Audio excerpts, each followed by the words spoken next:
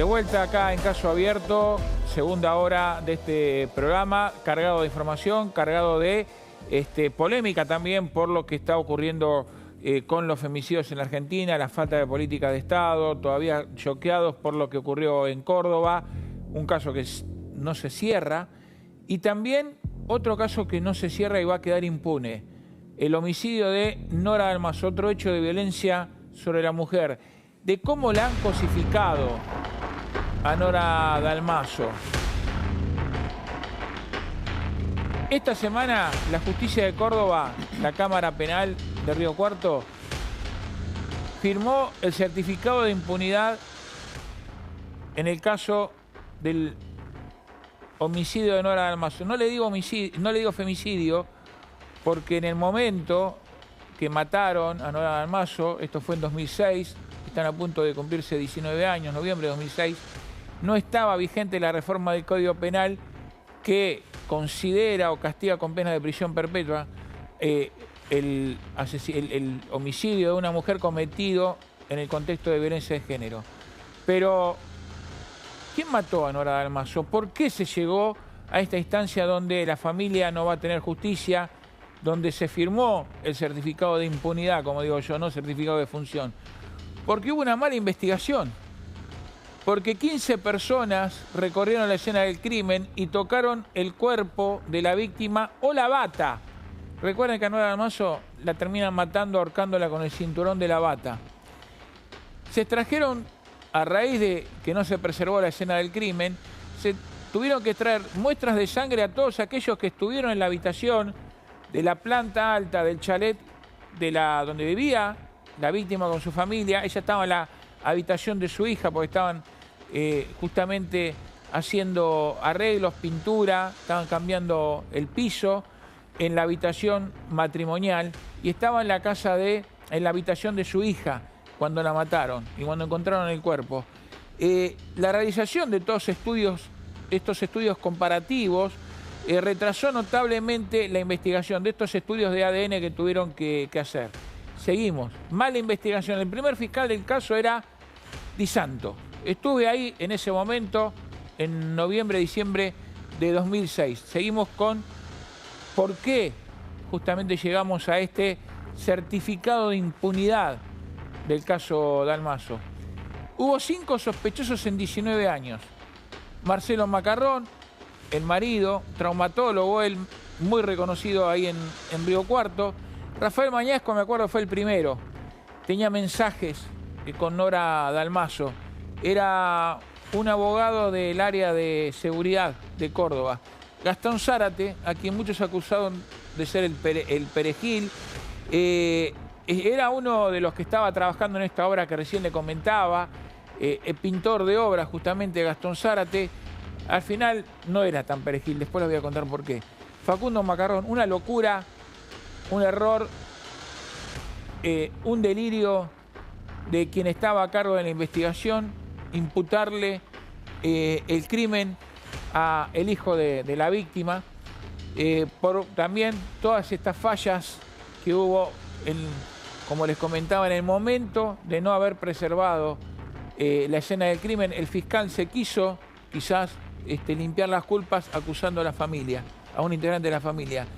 Roberto Bársola. Todos los números, Jenny, si vos tenés que comprar los números para una rifa, comprá todos los números acá, a Roberto Bársola. Porque es el que se lleva todas las sospechas, porque sobre él encontraron un perfil genético indubitable en un vello púbico que estaba en el cuerpo de la víctima y también en 8 recortes que se hicieron del cinturón de la bata habían encontrado ADN que era compatible con el perfil genético de este sospechoso, Roberto Bársola, que era parquetista, estaba trabajando.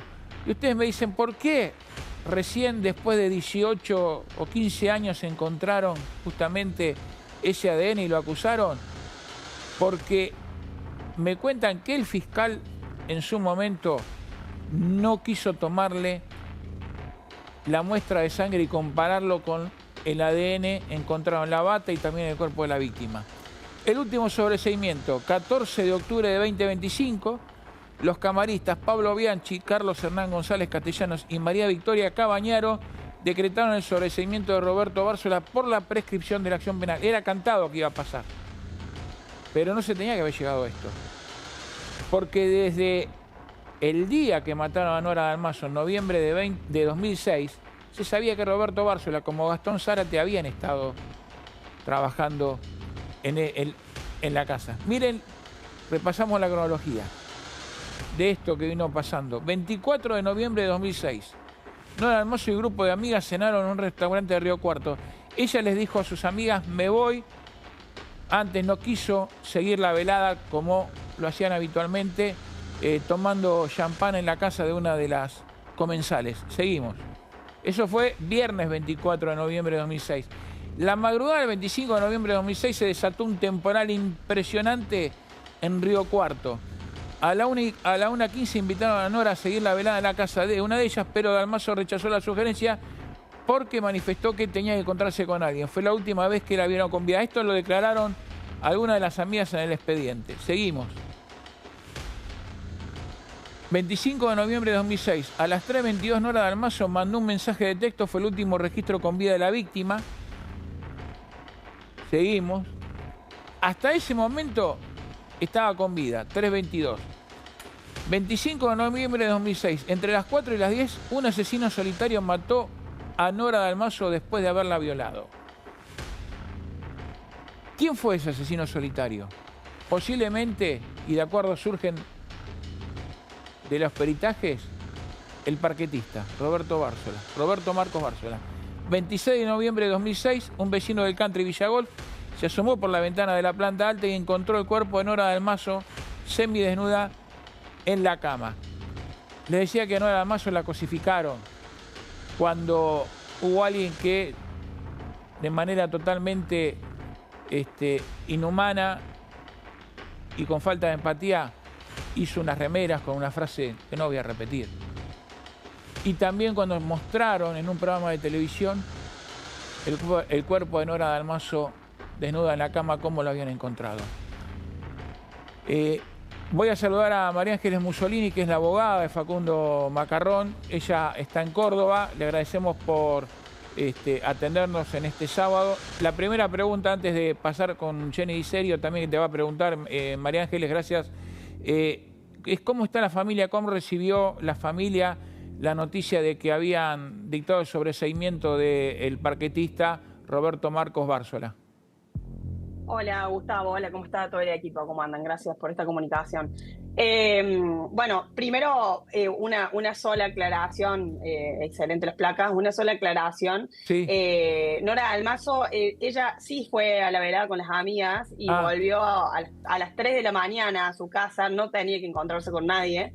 Y ella entra a la casa y la última persona que le va a entrar es una amiga que es Poli Ruiz, que la saluda y ahí Nora Dalmaso entra. Es la única aclaración, digamos, en esta cronología que hicieron. Bueno, la familia está totalmente abatida, lo he dicho estos días, desde que conocimos la resolución. Está reviviendo un capítulo que creían que no iban a volver a vivir en este proceso después de que se les otorga la posibilidad de salir buscando la verdad y este largo proceso también que vienen viviendo durante todos estos años, y una sensación de impotencia, enojo, y obviamente sin entender por qué la justicia, con todos los argumentos que nosotros presentamos en nuestros escritos, respondieron una resolución. Para ponerlos en contexto, nosotros nuestros escritos desde febrero hasta ahora son escritos que cada uno tiene más de 200 páginas. Además, el fiscal de instrucción, que fue el que encuentra el positivo, también presentó sus pedidos de no prescripción con sus argumentos. Y pese, digamos, al alto caudal probatorio que hay en la causa, estos jueces en 19 páginas deciden cerrar la investigación. Fundamento principal, porque esto afectaría los derechos del imputado. Es decir, alteraría lo que sería la naturaleza de la prescripción. Pese a que hay argumentos en los cuales nosotros indicamos que la causa no está prescripta. Esos argumentos fueron ignorados, ni siquiera fueron tratados. Por eso, digamos, nosotros solicitamos ahora y vamos a ir a un recurso de casación ante el Tribunal Superior de Justicia. Pero bueno, el sentimiento de la familia es abatimiento, enojo, y bueno, creo que es el sentimiento que debería o debe estar teniendo la sociedad. Antes de darle que te pregunte mi compañera Jenny Di Serio, María Ángeles, para ustedes, para vos como abogada de Facundo Macarrón, ¿les cabe alguna duda con respecto a la responsabilidad de Bársola en el homicidio de Nora Dalmazo? Bueno, es una pregunta muy difícil de responder porque hasta que un magistrado no determine la culpabilidad, rige el principio de inocencia. Lo que sí puedo decirte es que nosotros creemos que en contra de esta persona hay un alto caudal probatorio, no solamente el ADN, que para nosotros es una prueba irrefutable, porque para explicarlo un poco también, hubieron varias muestras que se tomaron en ese momento, pero particularmente las del cinto de la bata, que es el arma homicida de Nora Dalmazo, y lo que sería el vello púbico, es la muestra que no está controvertida en el expediente, porque directamente la procesaron en el FBI, en uno de los laboratorios más importantes de Florida.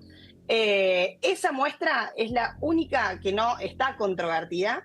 Y tenemos esa muestra que es irrefutable al ser una prueba científica, ¿no? Pero además de esa muestra, que fue sacada al principio, o sea, porque esa muestra que hicieron, o sea, el cinto de la bata, un cinto de 2 metros, lo cortaron. Lo cortan en 12 partes, y al menos en 8 partes da el ADN de un NN, que hoy está identificado como Roberto Marcos Bársola.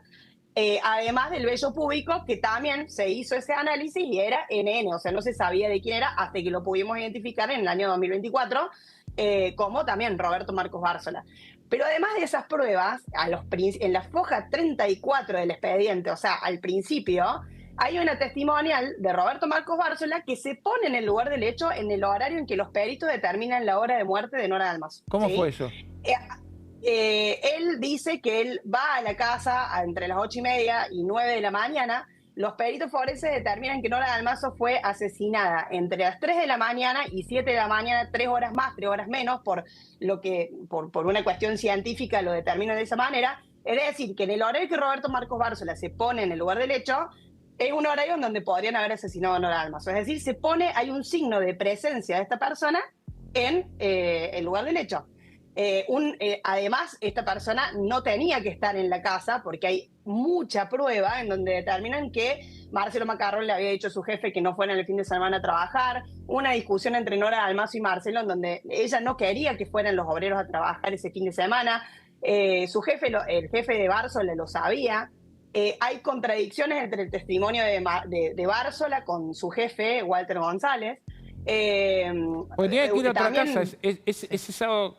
Corregime, María Ángeles, tenía que ir a trabajar a otro lado, ¿no? Y no apareció Bársola. En realidad no tenía que ir a trabajar a otro lado tampoco. Eso fue lo que dicen tanto González como Bársola, de que tenían que ir a trabajar el día sábado en la casa de un médico que vivía en un country del lado. ¿Qué pasó después en el mismo expediente y a los inicios del expediente?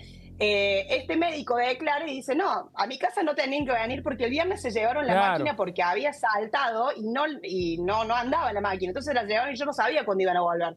Además, no volvieron a mi casa, nunca vinieron a mi casa. Bársola le dijo que él había ido primero a la casa de este médico y que después había pasado por la casa de Nora Dalmazo, que toca el timbre de afuera de la reja.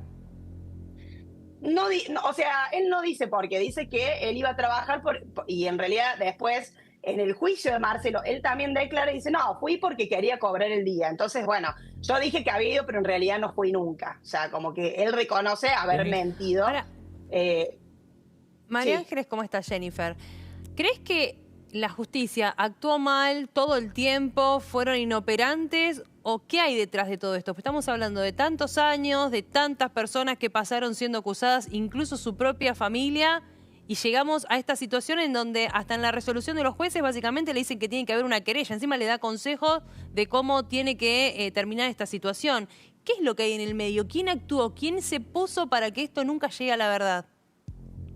Mira, Jenny, la verdad yo creo que fueron una serie de eventos desafortunados que se dieron en esta causa. Desde un primer momento creo que los fiscales, sí, obviamente hubo un mal desempeño en sus funciones, de hecho nosotros lo declaramos de esa manera y en nuestros escritos uno de los fundamentos de la suspensión de los términos de prescripción es el mal desempeño de los fiscales. Creo que también esto estuvo atravesado, recuerden que en ese momento pasó lo del perejilazo, que justamente fue por uno de los imputados que ustedes mencionaron, que es Gastón Zárate, que también la provincia en ese momento habían elecciones, no sé, digamos, cuál fue la bajada de línea, qué fue lo que pasó, pese a todas las indicaciones que hubieron, porque hubieron muchas indicaciones de investigar por ahí y no se hizo. La verdad, no lo sabemos, habría que preguntarle a los fiscales que intervinieron en ese momento.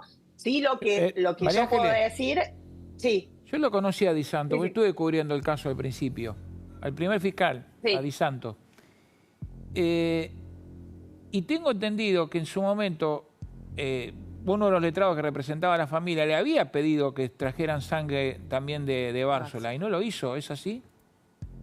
Sí, hay un informe que presentó en aquel momento, uno de los abogados le había pedido a Mariana Azar que lo ayudara, digamos, a ver el expediente, porque ella, Mariana Azar estaba casada con Stephen Walker, que era una persona de un ex agente del FBI. Sí. Ellos hacen un estudio de la causa como si fuera un caso frío, digamos, como lo hacen en Estados Unidos, y bueno, investigan la causa, hacen el informe y ellos dicen, en la última parte de ese informe, dicen, sugerimos investigar a Roberto Marcos Bársola y Walter González por todos estos motivos que yo acabo de dar y de decir hace un ratito, ¿no?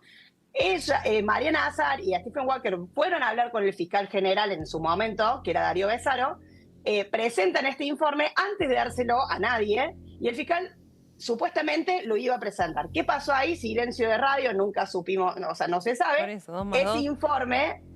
Ese informe yo lo termino incorporando en el 2024, ¿tá? Porque me entero mucho tiempo después de esa existencia de ese informe. Pero acá hay algo para agregar. Además de ese informe, que nunca fue incorporado al expediente hasta que lo incorporé yo, en el 2011 hay un informe incorporado del FBI porque Di Santo pide colaboración al FBI y vienen a Argentina a hacer una inspección ocular. Cuando hacen esta inspección ocular, hacen un estudio de la causa y los agentes del FBI dicen, bueno, miren, Nora Dalmazo fue abusada sexualmente, o sea, fue violada, pero además de eso, es raro esta parte de las contradicciones en el expediente, sugerimos investigar a los obreros de la casa, particularmente a aquel que se puso en el lugar del hecho el día que en el horario que determinan los peritos, el horario de muerte de Nora Dalmazo. Esa recomendación del FBI fue cargada en junio de 2011. ¿Quién era el fiscal ahí? En julio de 2011. El fiscal en ese momento era Di Santo. Di Santo fue fiscal hasta el año 2015. En ese momento, de nuevo, desoyen esa recomendación. En ese momento estaban imputados al mismo tiempo Gastón Zárate y Facundo Macarrón, con dos imputaciones totalmente ridículas. ¿Por qué? Porque técnicamente no pueden haber dos imputados por haber matado a la misma persona, pero por dos hechos completamente distintos. Pero bueno, había una incongruencia ahí de la imputación que se mantuvo durante mucho tiempo, o sea, del año 2007 al 2012, que los absuelven a los dos, tanto a Zárate como a Facundo Macarrón. De 2012 a 2015, nada pasó en la causa, o sea, nada. De hecho, es uno de los plazos que yo menciono en mi escrito como un obstáculo legal en donde no se investigó nada con todo lo que había en la causa, ¿sí? Y en el 2015 retoma la causa otro fiscal, que es Daniel Miralles, y en el a fin de año, ¿no? Y en el 2016 lo imputan a Marcelo Macarrón. Y el por juicio lo hace haber Rivero, venido, ¿no? viajado y qué sé yo. No, ahí en el 2016, sí, el juicio, el fiscal de Cámara Rivero, pero en el 2016 lo imputan a Marcelo por haber viajado, esa imputación ridícula, que viajó, que vino de Punta del Este, que la mató, que volvió, que ganó un torneo. En el 2018 entra otro fiscal, que es Luis Pizarro, y ahí Luis Pizarro dice, no la mató él, mandó a una persona a matarla, es el sicario, es el autor intelectual. Y ahí fuimos a juicio en el 2022 con Marcelo Macarrón como autor intelectual. Del año 2019-2020, cuando se solicita esa elevación a juicio, hasta que se llevó el juicio, el fiscal Pizarro se había responsabilizado y en los medios de comunicación de seguir investigando al autor material, porque si vos tenés un autor intelectual, un supuesto autor intelectual, tenés que tener el autor material. No investigaron nada, abrieron 2 expedientes que no tienen ninguna actuación y chau. Cuando terminó el juicio de Marcelo Macarrón, obviamente resultó absuelto porque no había ni una sola prueba en contra de Marcelo Macarrón. 2022, absuelto Marcelo. Esto también es algo que quiero agregar en el juicio, en la absolución de Marcelo Macarrón. También se la reconoce a Nora como víctima de violencia de género. O sea que Nora fue reconocida ya como víctima de violencia de género. Y a partir de 2022 nos constituimos con Facundo como querellantes y ahí empezamos lo que yo diría la investigación seria que debía haber pasado en el 2006 cuando la encuentra Nora Dalmazo. ¿Te puedo poner un puntito ahí seguido nada más, María Ángeles? Porque tengo acá en el estudio también hay 3 letrados, Gastón Francone, Enrique Russo y Hugo Trindade, pero le quiero preguntar a Gastón Francone para que nos ilustre, así también te dejo tomar aire, pues muy interesante el relato. Gastón Francone, ¿le puedes explicar a toda la gente, y también si los letrados se quieren sumar, qué es el sobreseimiento por la prescripción de la acción penal? Buenas tardes y gracias por la invitación. Sí. El instituto de la prescripción y el sobreseimiento es una de las formas que existe para terminar un proceso. Vos terminás o condenado, sobreseído, saquémoslo y corrámoslo de explicar la prescripción. Está bien. La prescripción es el fracaso del Estado, bajo toda índole, para que lo tengamos bien clarito. ¿Qué significa que algo prescriba? Es la inacción del Estado o la inacción de la querella que le puede solicitar al Estado que actúe y no genere lo que se llama secuela de juicio.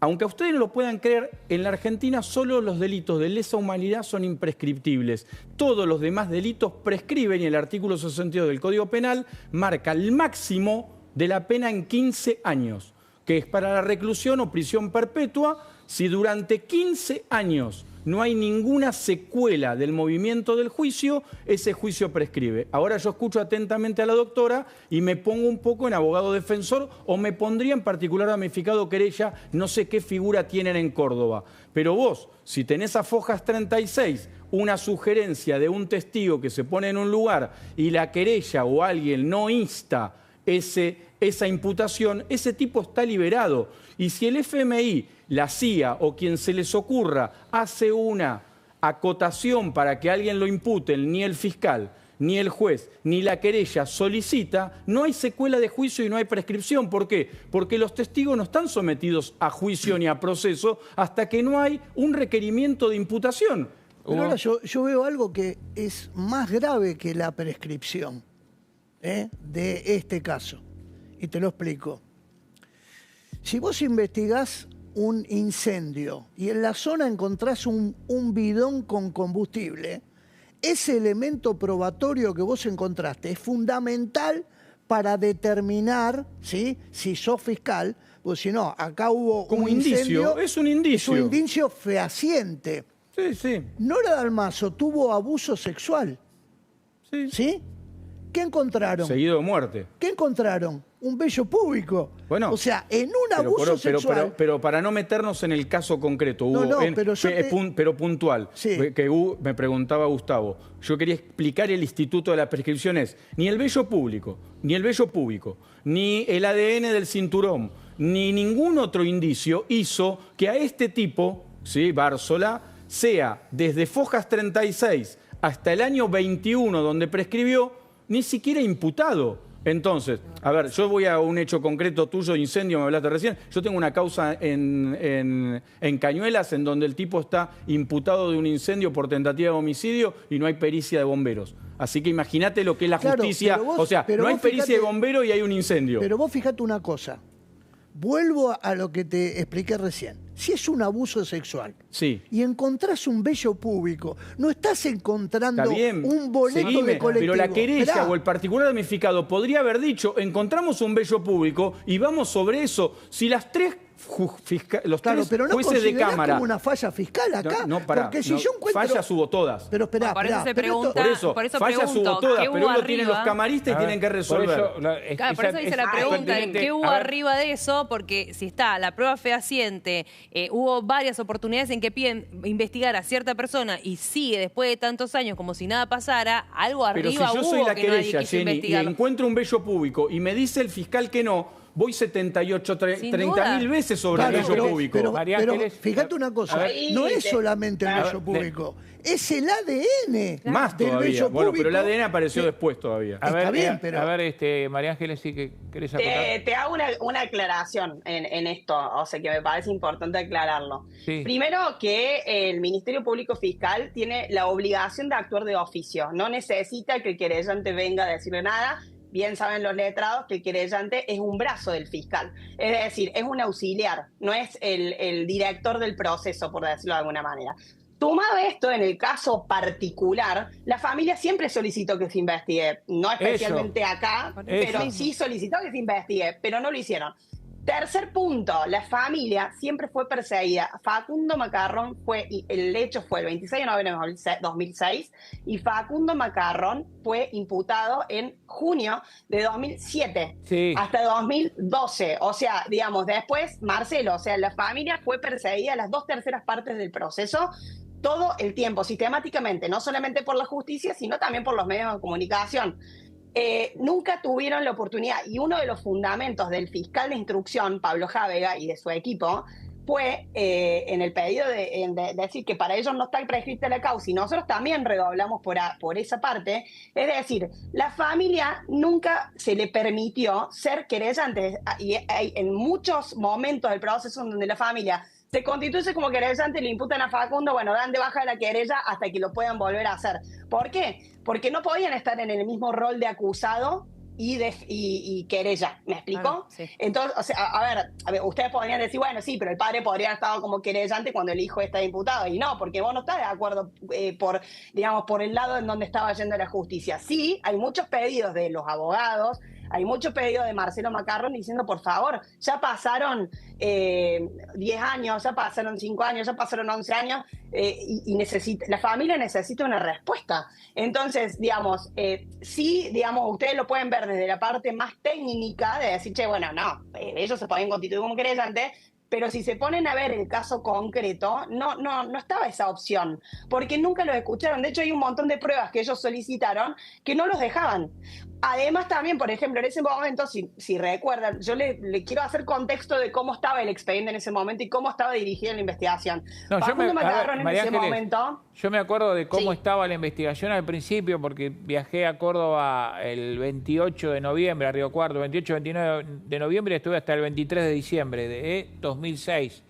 Después el caso lo siguió un compañero mío, Gabriel de Nicola, pero me acuerdo que Di Santo nos decía, o me decía una cosa a mí, en la mesa de entrada de la Fiscalía, y otra cosa distinta a los periodistas que estaban esperándolo abajo. Se hablaba mucho y nunca me voy a olvidar de cómo cosificaron en ese momento también a la sociedad, una parte de la sociedad, no toda la sociedad, una parte de Nora Dalmazo, ¿no? Sí, acá los comentarios en Río Cuarto eran terribles, o sea, obviamente es algo que creo que hoy no podría reproducir y si no podría volver a pasar, por eso, pero por bueno. eso yo no hice alusión Pero a la pasó. lectura de esas remeras. Lo que pasa, Gustavo, que lo que Sí, no nos sí. podemos olvidar es que el fiscal es el Estado. Cuando nosotros escuchamos en una película en Estados Unidos que el Estado acusa a tal persona, en la Argentina lo tenés que traducir en que la Fiscalía es el Estado y el Estado somos nosotros, o sea, el pueblo contra tal persona. Si la Fiscalía, como dice la doctora, no hizo absolutamente nada Eso es. y no estás constituido Bueno, como parece- particular Entonces damnificado, no querellante, deberían haberlo sobreseído por la prescripción ¿no? de acción penal. Pero- Enrique. Sí, no sé cómo es el sistema del Código de Procedimiento en Córdoba, pero en la provincia de Buenos Aires la querella o el particular damnificado es uno más en el proceso y puede pedir, y es más, si el fiscal no hace nada, puede pedir y puede acusar y puede ir a piden juicio. pena Acá el distinta. problema es Hasta lo que pena- te y, decía, no, y distinta. hasta puede presentarse solo al juicio oral Sí. sin el Bueno, apoyo ¿qué es lo del que va a fiscal. pasar con el caso Espinosa? Y no sé, claro, y no sé Exacto. cómo es el procedimiento caso en Espinosa Y Córdoba. hasta puede pedir va la solamente la- remoción la del fiscal. remoción. No, pero es lo que te decía Enrique acá la doctora, que tuvieron el problema de que parte de la familia fue primero Facundo. acusado, También. Facundo, y después no lo dejaban porque estaba él acusado. No, si vos no podés presentarse ser como- imputado y querellante, no sé cuál es Y la después- figura en y Córdoba, después pero que no lo el- podés el- serlo. Incompatibilidad principal- en todos lados. Y después Acá que el también. principal sospechoso declaró como No, testigo sí. bajo juramento vergüenza. de decir verdad y nadie está obligado Sí, a María declarar en su Ángeles. contra, ¿no? Que es también otro Sí, obstáculo no, muy o grande. sea, el tema también es entender el contexto del expediente. Son 34 expedientes, es muy extensa la causa, y si uno va viendo cómo iba actuando la justicia en contra de la familia, obviamente que la familia, a medida que iba pasando esto, se va a dar de baja la querella. Hay muchísimos momentos en que la familia se constituye como querellante, se da de baja como querellante, se constituye como querellante, así, pero por diversas cuestiones. Ellos pedían algo, habían encontrado unas muestras que habían pedido sobre unas manchas que habían encontrado maculaturas, entonces pidieron que se procesara, se lo negaron. El fiscal, el juez de control, la cámara, después, pero les estoy diciendo muchas cosas que pasaban. Facundo en ese momento estaba estudiando y Facundo siempre fue una persona muy estudiosa y lo invitaban a participar de congresos en el extranjero, se lo negaban, o sea, no lo dejaban salir. Y Es porque no decir, estaba imputado. era una persecución. Era una Sí, vergüenza. pero Sí, digamos, fue era una persecución. Fue cruel la Lo persecución. Está bien, persiguieron. pero Era está una bien. persecución Chico. de la justicia muy difícil, digamos. Estaban adentro de una situación que era muy difícil, digamos, de seguir este proceso, digamos. Y no obstante eso, hay muchos escritos, que de hecho yo los presenté como prueba en mis escritos, en donde decía, Marcelo Macarrón, por favor, denos una respuesta de la justicia. O sea, no es que no lo solicitaron, no es que no lo pidieron. Es que no Acá la justicia actuó hicieron caso para... omiso a los A ver, pedidos. María Ángeles, Jenny te hablaba de que alguien más arriba quizás provocó la dilación de los tiempos y la desviación de la investigación. ¿Pero vos no crees también que la justicia actuó en forma corporativa? Bueno, probablemente la justicia... A ver, yo creo que O un estos son sector de la debates que justicia, hay no que- pongamos todo. No es todo no, exactamente, porque digamos, después el fiscal de Cámara en el juicio de Marcelo y el fiscal de instrucción hicieron lo que tenían que hacer, digamos, hicieron el trabajo que tenían que Sí. hacer, que era un ABC, no era muy complicado lo que tenían que hacer, ¿no? Pero bueno, a ver, la justicia, ¿qué pasa? Hoy en día, hasta yo creo, es una opinión personal, ¿no?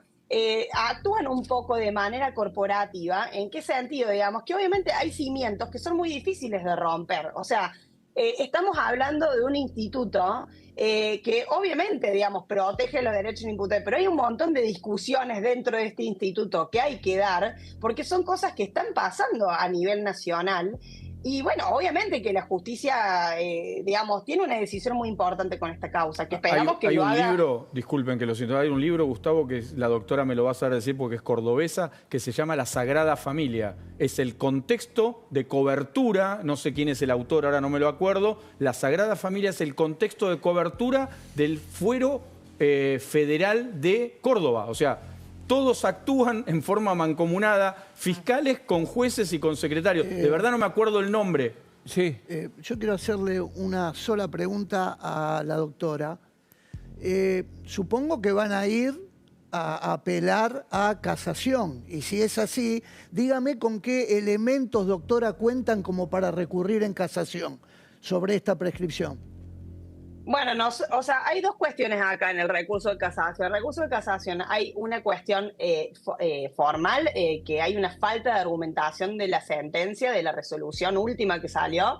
¿Por qué? Porque ellos, digamos, en todo lo que ellos dicen, no fundamentan nada, ni de lo que decimos nosotros, ni lo que dicen los fiscales. Se supone que si nosotros presentamos 200 argumentos, un juez puede estar de acuerdo o no de lo que un querellante argumenta o de lo que una defensa argumenta, pero lo que no puede hacer es no responder nada de nuestros argumentos. Es decir, vos tenés que rebatir el argumento, no, sí, esto sí, pero por esto no.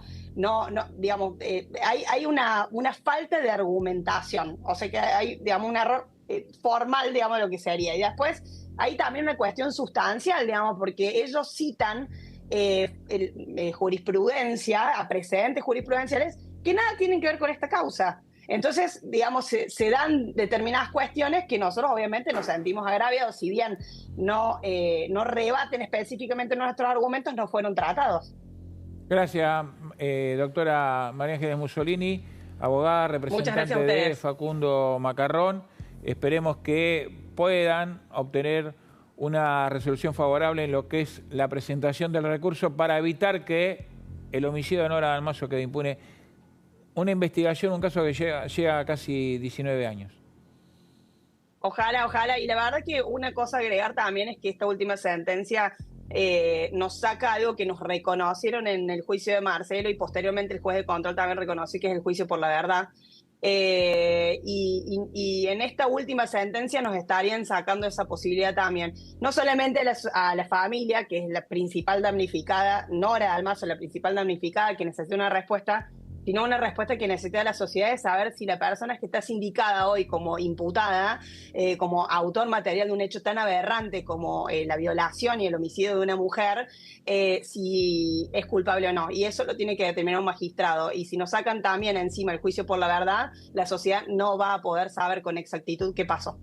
Muchas gracias, doctora María Ángeles Gracias Mussolini. a ustedes, muchas gracias. Sí, Gracias por todo. No, yo el tema del transcurso del tiempo veo como insalvable, ¿no? Para la prescripción, más que nada teniendo en cuenta que Argentina, a partir de la reforma constitucional de 1994, introdujo de jerarquía constitucional los tratados tal cual. celebrados con potencias extranjeras de derechos humanos, de derechos de la mujer y derecho también de derechos humanos se refiere también a los derechos del imputado. No puede tener una causa investigada de por vida. El único delito imprescriptible, lo señaló muy bien el doctor, son los de lesa humanidad y después hay interrupciones de plazo de prescripción en casos de abusos sexuales, cuando las víctimas recuerdan mucho tiempo después, bueno, ahí el plazo también le cabe la admisibilidad a este recurso. Yo lo único que veo no acá, es que se lo van a dar sí o sí. Sí, lo único que veo acá, Gustavo, que si hay tantas irregularidades y hay una mala praxis judicial, de ir por el lado de la cosa juzgada irrita o fraudulenta, ¿no? Pero ahí hay que decretar una nulidad y volver a investigar. Perfecto, Enrique, tenemos información urgente.